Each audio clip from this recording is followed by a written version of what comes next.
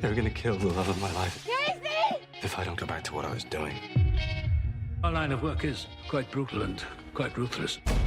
How far would you go for love? You steal truck, bring it to me. Then you make your money. Is it dangerous? Of course it's dangerous! Nicholas Hoult, Felicity Jones, with Ben Kingsley and Anthony Hopkins. All this trouble, all this pain, for love. Collide, now playing. Rated PG-13, may be inappropriate for children under 13. Blog Talk Radio. Good morning. It's Monday morning on a new moon in Taurus. Feels really beautiful. So you have reached Llorraine Neithardt. This is Venus Unplugged, and what we do here is we explore all aspects of Venus, whether it be archetypal, whether it be the planets, beauty in the world, shadows and light, the world of psyche. And what we have been looking at over the last couple of weeks is the tarot, the major arcana. So this is not about divination, which often the tarot is used for, but this is about using the 22 symbolic images that make up the major arcana, and how to use them as talismans, how to use on your individuation process. Because now this I'm just hinting at these meanings. I mean, I've studied tarot for years and years and years, and it still continues to unfold. It is connected to not only the tarot, and it's actually a recent years. Let's say in the last 50 years, it's been connected to the Kabbalah and numbers and astrology, and so it kind of embodies. It's kind of a master code that embodies all the esoteric teachings, and esoteric means inner, that which you cannot see, the real deal, what's really motivating. So what we are looking at today is the major arcana. The symbol of this card, all right, is justice. In some decks, it's considered strength.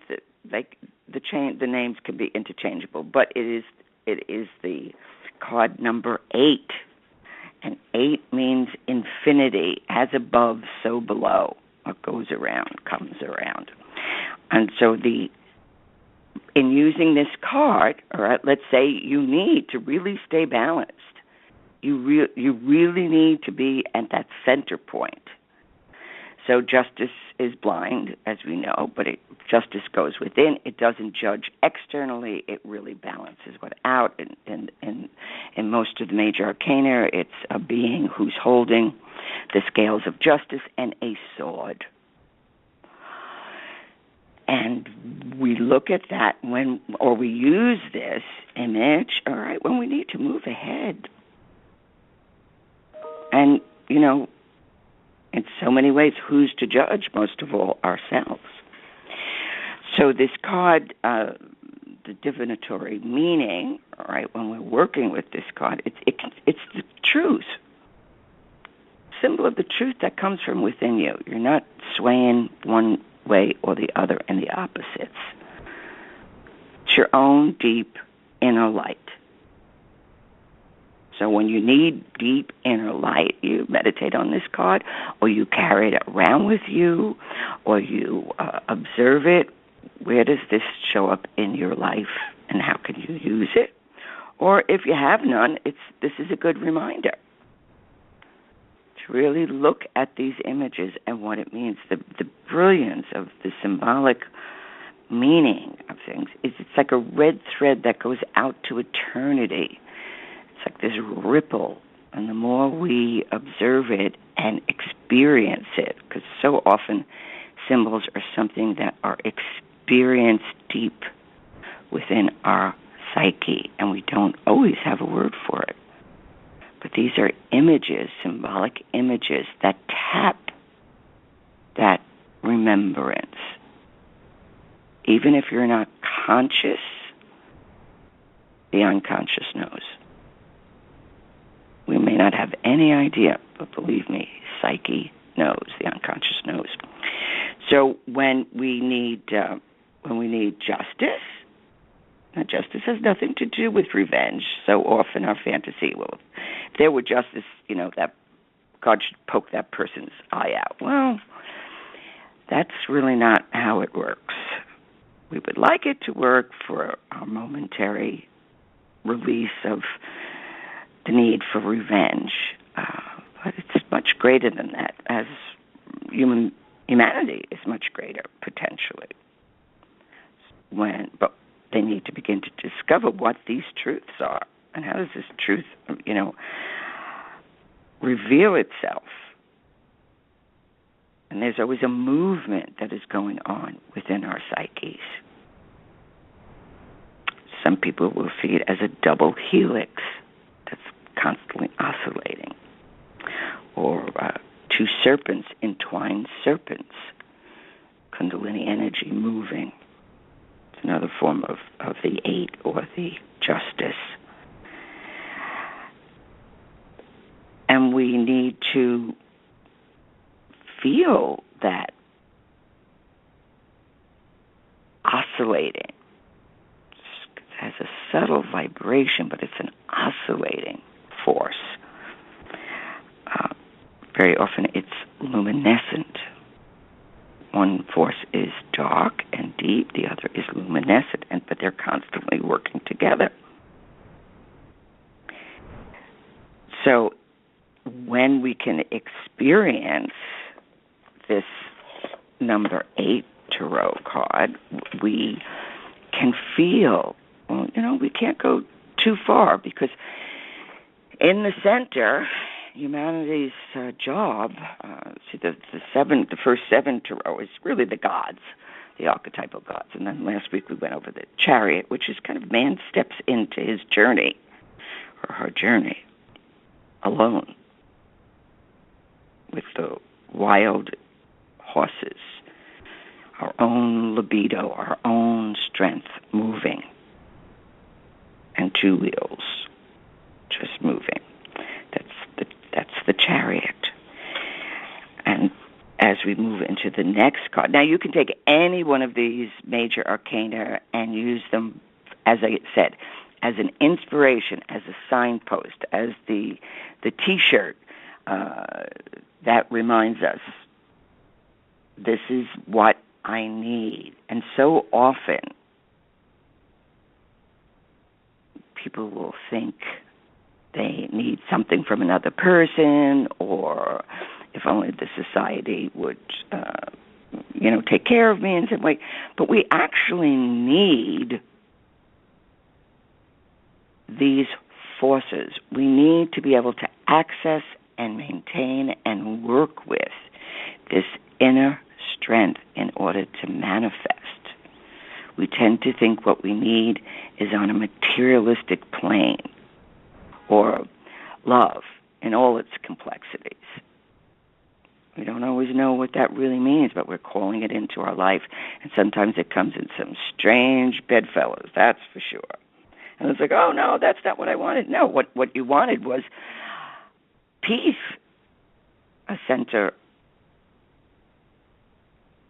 and an awareness of your own self-love.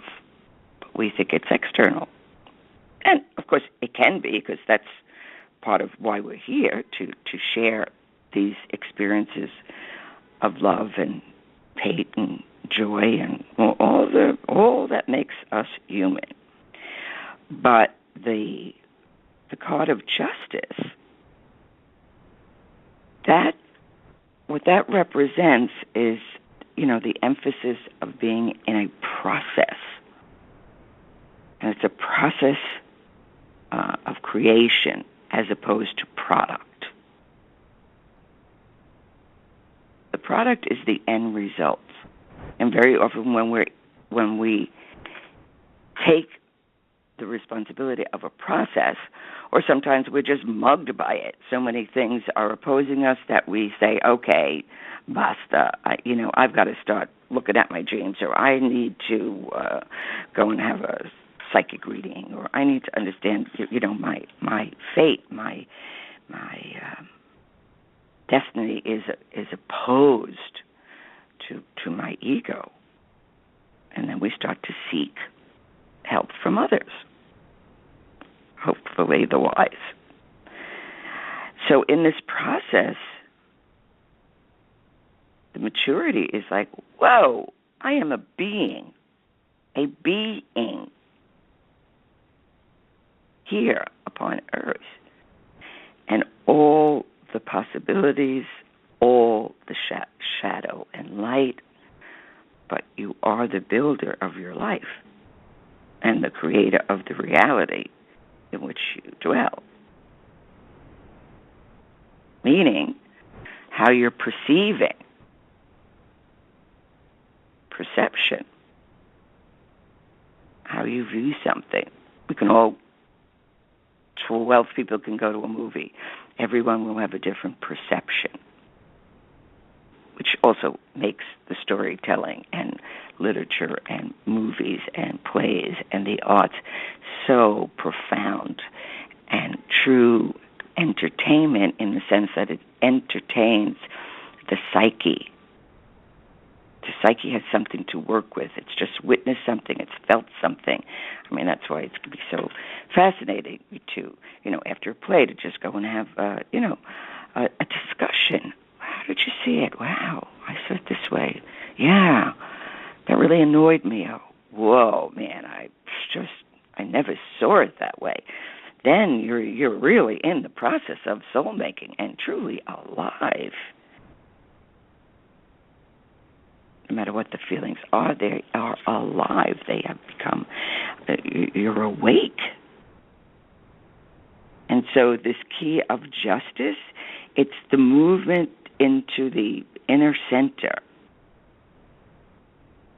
And we're experiencing. So when you need to experience the energy of transformation, this is one of the symbols of what it looks like. People say transform. It's like, hey, that's like spitting in the wind. What does that mean, right? But if you give yourself an image to work with, your psyche will instruct you. You'll start to notice. And if you don't understand the symbol, you can look it up in books of symbolism. There's some wonderful books out. And we start to work with it. It's like, wow, I have no idea what this means. But that's the learning curve. That's the excitement. That's the strength. That you're discovering this world, this esoteric world of deep inner meaning that's realer than real. And you're living it, whether you're aware of it or not. So when you, or you can feel very one-sided or beside yourself. It's an incredible image. Oh, I was completely beside myself. And we're not in our own story. We're not in our own drama, in our own process. We're beside ourselves and very often going in the opposite direction. But when we're moving, like the opposing forces, oscillating serpents, which is the Kundalini, which is one of the holiest symbols. The serpent is one of the most complex symbols and one of the holiest symbols of, it's also the symbol of the goddess of strength. And people they're either totally love serpents or hate them. Nobody's neutral. And if you think you're neutral, walk in the woods or in the jungle and come across one. You'll find out exactly what you feel. But the interesting thing about the serpent, because it is so deep and so ancient, it also represents the most ancient part of our spinal cord. And that energy that rides up and down, that awakens us rather rudely at times. But a serpent is faithful to the earth. serpent's not going to run after you and jump up at you, okay, if you startle it. So you have to come across it, and it's like knowledge. It's like wisdom. You come across it, you step on it by mistake. It's like, holy moly, I didn't think, consciousness was this. I'm writhing in pain here. I've been bit by truth. I'm poisoned, which is a big image in alchemy. We get poisoned, and putrefactio, and we have to go through all these horrid transformations. It is not sweetness and light. They wipe that smile right off your face. It's like deep work, terrifying work. I find most people are terrified of beauty, the real essence of beauty, because it's so startling. I'm not talking about fashion. I'm talking about Venus, beauty, her presence. When that archetype is in your life, look what people do to love. They don't have the strength to be just, to carry out not revenge, but justice. Being and experiencing the opposites, not what you think you love. There's constantly a power struggle. But I thought love looked like this. Well, it doesn't in this case. It looks like this. So the quicker you drop your limited definition that you think is going to define you, and so often we want what we want because we want an excuse. If I get that, I can go unconscious again. So therefore, in the divine wisdom of the universe, it doesn't give it to you. Why doesn't it give it to you?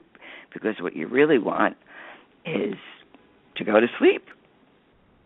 And no, you've come here to work, to bring consciousness. And I suspect it's because other forces or higher forces or deeper forces are, they need that energy, right? It's just like there's an assumption that hell is beneath us. Not necessarily. Doesn't matter what you're at. It could be beside us. It could be above us. But we misuse the world of symbol and language, and people think it's below them. Heaven can be below, and hell could be above. It's constantly changing. So when we're fixated, especially literal interpretations, that is the death of the symbolic life. Symbols are alive. They have tension in them. They can change events. So instead of asking for that shiny new whatever it is that you want, ask for justice. If the first thing that comes up in your mind is, yes, justice is revenged for whatever was opposing you. Well, guess what? You're on the wrong train. Better get back on your chariot and ride that for a little while. Because justice is not the revenge. Justice is that still point that is in the center of oppositions. And when we are just, we really do understand. Sometimes we can't verbalize it, but we certainly can paint it or dance it or move it, all right, that these forces that are in us. So to ask for what is the just outcome.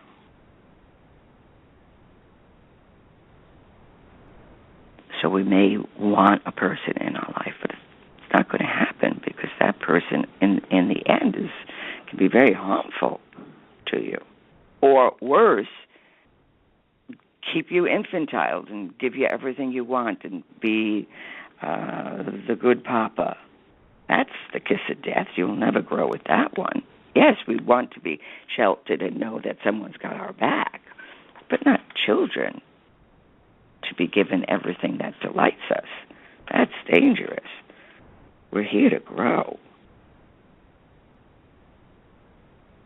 And this is what the justice tells us. Okay? So when we begin to, well, actually, I'm going to read this quote. It's from the book Jung and the Tarot, The Archetypal Journey by Sally Nichols, Nichols. It's a very interesting book on the psychological meaning of the tarot, of the major arcana. And here she states, so the first figure whose help we must enlist in justice, the Fool says she is an optical illusion because, as any fool knows, there isn't any justice. Fictitious as this may sound, it is a healthy approach to the formidable figure enthroned in this picture of justice. For it is true that her scales will not weigh eye against eye, nor mite out reward or punishment. The intricacies of human behavior are too various and subtle to be thus mechanically determined. The golden sword, which justice displays, is dedicated to a higher purpose than smiting the wicked, and is much too splendid a weapon for splitting hairs in order to please the smugly virtuous. So we must reconcile ourselves to a world where cheaters seem to prosper and the innocent end up on a pile of dung. So, and like Job, the story of Job, which, by the way, if you're into Jung, read his book, The Answer to Job. It's one of the most important bodies of work that Jung ever wrote and considered and lived through, which is why I really dig Jung, because he lived it before he told anybody about it. It wasn't hearsay. So Job was not the first nor the last to complain about the injustice, okay? Admittedly, the situation is not easy to accept. So despite centuries of human heartbreak to which all of us have added our own tears, we somehow still persist in the notion that in the end, justice will triumph.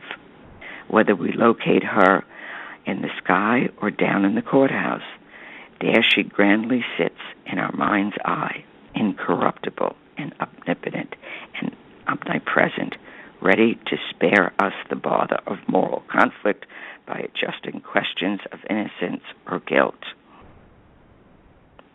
In the last analysis, our ancestors say to us, virtue is rewarded. Maybe so.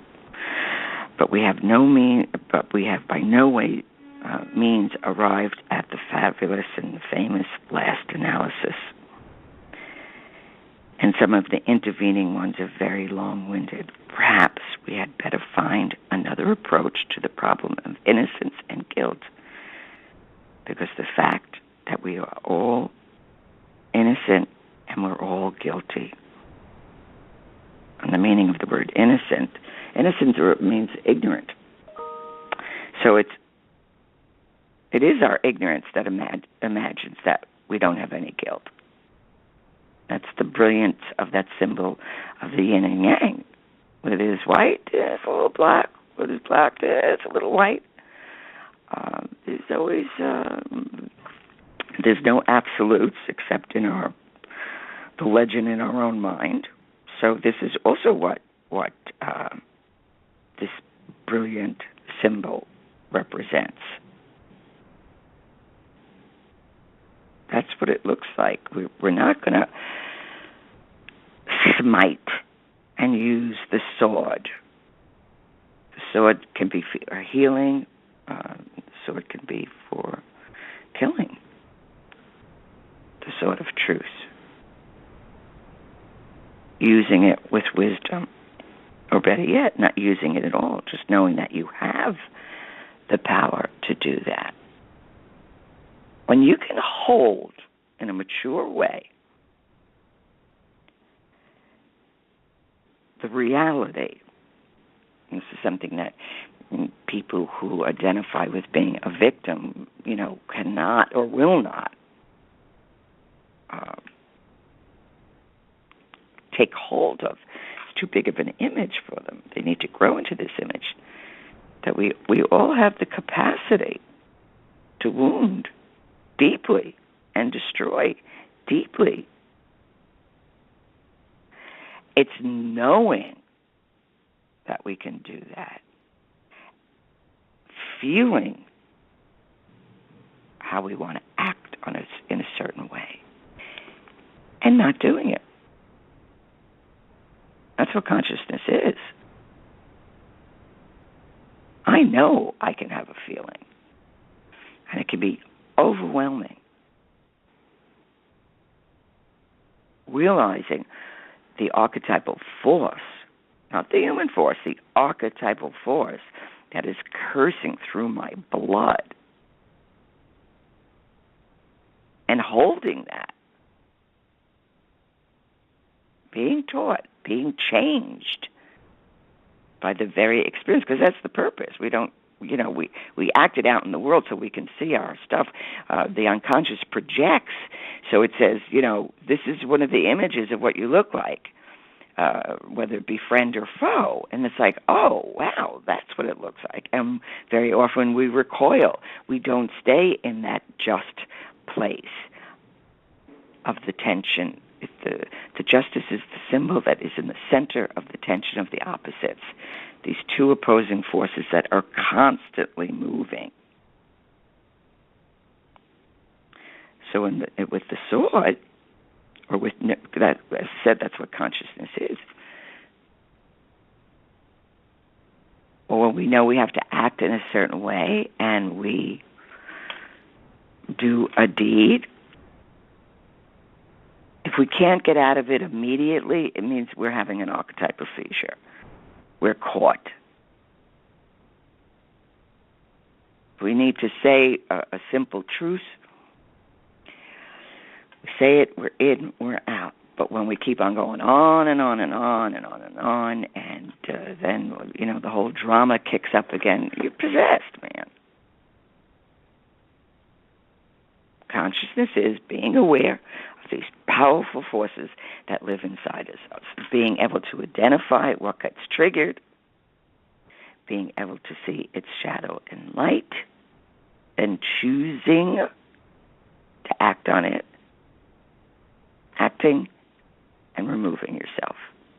When that gerbil in your head has gone insane, you're archetypally possessed. It won't let go. The story just keeps on jumping up in your face. And you, the little human being, is in you're a mad god has gotten loose. You actually think it's you. And that's why people will do, acts of pure hubris.